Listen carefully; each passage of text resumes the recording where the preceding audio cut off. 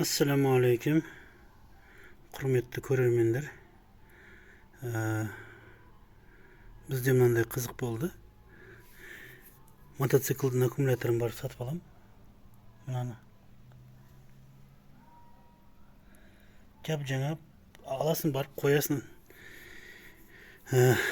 Бұл да жүре бересін деген ғой. Алдым, бір рет оталдырды да, одан кейін оталдырмай қойды. Заряд. Короче, өліп қалған сияқты да. Сонымен ары қарап, бері қарап қойып қойдым. Бір жылдай тұрды ғой. Тастайын десем қимаймын. Сөйтіп интернетті шұқылап отырып қарасам, перевод по фотографии деген бар екен. Приложение. Соны алып, мынаның бәрін салып, переводтасам.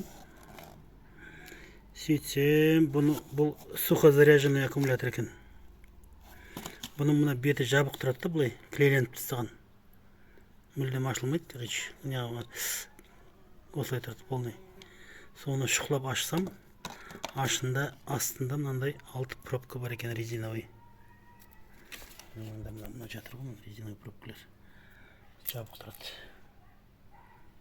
Камера. Бұлай жабық тұрады, мына жерде әрқайсысы. Оның бәрін ашып қарасам, ішінде бір тамшы су жоқ қой, кислота жоқ қой. 1 грамм жоқ. Сухозаряженный екен да ол.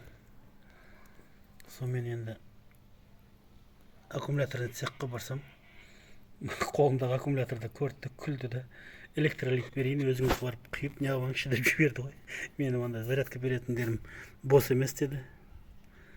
Сонымен өзімнің қолдан жасаған зарядный устройством бар. Бұрыннан уже 10 жылдан астам, 20 жыл болып қалды бұған.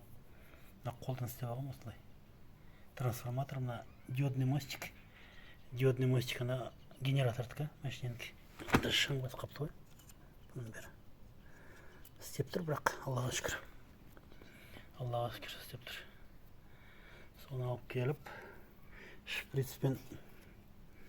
шприцпен не алып, қиып, әрі банкіге электролиттен енді зарядкеге қойып жатырмын. Жоқ, қызбатқан жоқ, әдемі. Әп-әдемі болып тұр.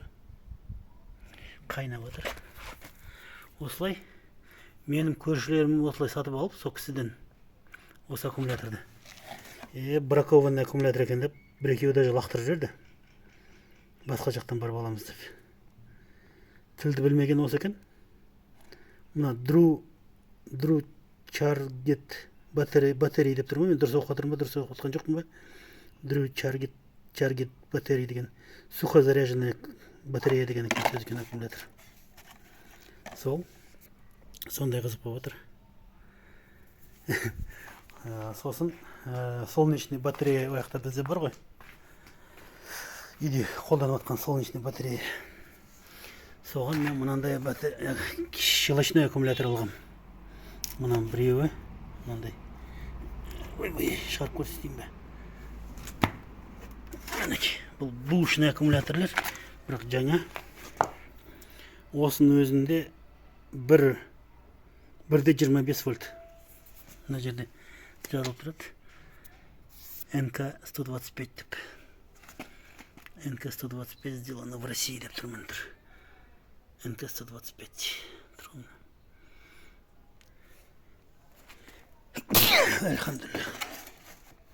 Сондай деу болғанымен, бірақ ішінде 1,25 вольт. Бұның 10-12 вольт береді. 13 түгі. Бірін-біріне плюс-минус жалғап келесін да. Сондай мен сондайдың екеуін қойып отырмын. Оны істеп тұр. Бұның бесеуінде су жоқ екен. Құлап қалған, су ақ кеткен. Бұл да щелочь кадмиевый. Нәрсе сонда щелочь. Соны Шымкент бойынша іздеп таба алмай, Қазақстан бойынша іздеп таба алмай, ішінде мынандай жидкость болады. Сулар бар. Көрініп тұрады кейбіреулерінде. Ішінде су бар. Су болғанда сол щелочь. Бір қызығы, оны қолдан жасайын дедім. Сөйтсем, каустический сода сатып алдым. 25 килограмм. Сөйтіп осыны 300 граммын 1 литр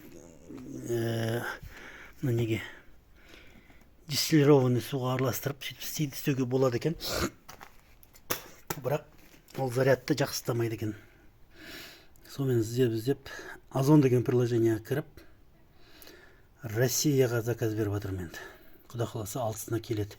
Прибытие 6-го деп тұр. Сол бұрын әшейін кішкентай машинаның аккумуляторын барып шешіп қойып, сонымен отыратын едік. 12 вольтпен зарядка беріп, басқа қылып. Қазір полный система жинап жатырмын. Преобразователь қойып, ертең холодильнигімізді қойып, ноутбукпен беймарал жұмыс істеп отыра беретін. Сондай жағдайлар. Бұл видеоның бірінші часть деп айтайын. Құда қаласа түсіріп жатқан. Бұны Шымкентке алып келдім. Оны анаяқта қорада істеп тұр. Бұны қазір құда қаласа 6-сына келсе заправка жасап, полный істеп, зарядкеге қойып, кейін қораға апарып, екеуін қоям. Екеуін параллельно бірін-біріне жалғайым. Екеуі болғанда 10-12 вольт береді. Тағы да мына 10-ды апарып, тағы да жалғайым. Ол да 12 вольт. Последовательно жалғайтын болсаң, 10-да бірге жалғап беретін болсаң, 24 вольт болып кетеді. Сол үшін параллельно жалғайсың. Плюс осын бәрін последовательно жалғап аласың да. Бұның плюсын плюсқа, минусын минусқа, ана екінші блокқа жалғаған кезде 2 аккумулятор по 12 вольт болады. Бірақ емкость өте үлкен болады, емкость. То есть ұзақ уақыт қызмет етеді. Сосын бұның бір кереметі, бұның 1942 жылғы шыққан аккумуляторлар әлі жұмыс істеп тұр ғой. Ішіндегі жаңа несін ауыстырасың, щелочын несін плотностын өзгертіп турлап тұрасың, әлі істеп тұрғандар бар. Сондай ұзақ вечный аккумулятор деп айтады. Щелочный аккумуляторларды.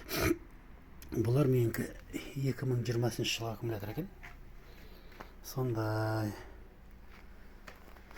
құда қаласа преобразователь қойып, 12-ден 220-ға сондай өзіміздің нелерін істеп жатырық. Сондай керемет.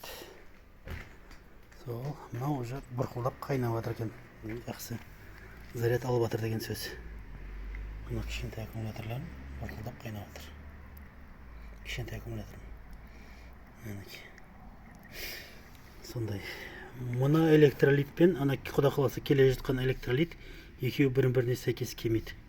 Бұл кислотный, серная кислота. Ананікі щелочной. Щелочь, короче. Сол. Химик болып кеттім ғой, былай айтқан кезде. Әрі фермер, әрі механик, әрі химик, электрик, онысына. Құда қаласа сондай тірліктер болып жатыр. Әлі қораға барып, бәрін жалғап, неғаннан кейін қолымда көрсетемін, пісірем, құда қаласа. Сол. Видеоны көріңіздер аяғына дейін, құда қаласа. Подписка жасаңыздар, өте қуанышты боламыз. Комментарий қалдырыңыздар. Қай жерде менікі қателік кетіп жатса, қандай не жатса, қай жағын дұрыс істеу керек болатын болса, оны айтыңыздар. Біз слышащий государство дей ма, сондай сол сияқты. Біз не только тыңдаймыз, біз еще естиміз дегендей. Құда қаласа, опыттарың болса, бөлісіңдер комментарийға. Лайк басып, комментарий басып, подписка жасаңыздар каналға, иншалла.